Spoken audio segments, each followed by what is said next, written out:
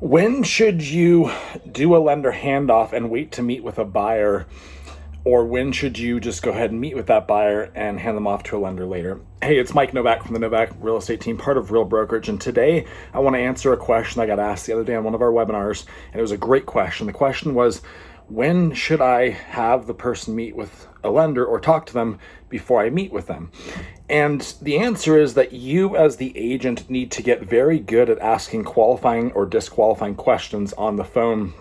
That way you have a pretty good understanding on if meeting with them is going to make sense for you or not. So we've identified on our team a list of what we call red flags. And if any of these red flags show up as we're going through these qualifying or disqualifying conversations, then we will go ahead and hand that person off to our preferred lender before we set a buyer consultation with them. If none of those red flags are present, then we will go ahead and set the buyer consultation and meet with them right away, because we know that typically the first agent to meet with a client is likely to be the person that ultimately represents them. So you want to get in front of them as fast as possible. Some agents have this mindset that they will not meet with people until the person's pre-approved. I understand that mindset, but I think it's a huge mistake, and it's going to leave a lot of opportunity on the table for you. There's going to be other agents that person is talking to. They're going to get in front of that person before you do if you wait for that to happen, and they're going to probably work with one of those other agents. So I don't think you want to do that. I think a much, much better approach, in fact, I know it's a better approach, is to get great at asking qualifying and disqualifying questions. The best questions to ask to determine if somebody's qualified or not is to understand what their current living situation is.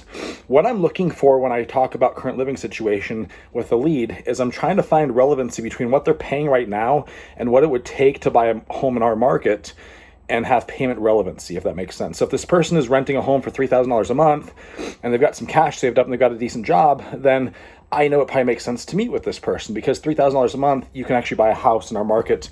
We're in the market just north of Seattle, where the average price point is about $700,000 to $750,000. So again, I'm looking for payment relevancy. So what are the red flags that we look for? Well, a lot of those have to do with income. Like if the income is too low, then typically we will go ahead and do that lender handoff before meeting with the person, just to understand if they could even buy a house or not. So in our market, if the income is less than $100,000, then for us, we're going to go ahead and hand that person to a lender.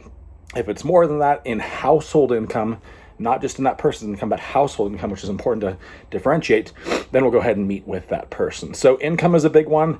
What they do for a living and how long they've been doing it is important. How much cash they have saved up, depending on which market you're in and how competitive it is also super important. If they've got any bankruptcies, and also if their credit score is below 620. So I'm going to put a list of the red flags that we look for on this email and on our website.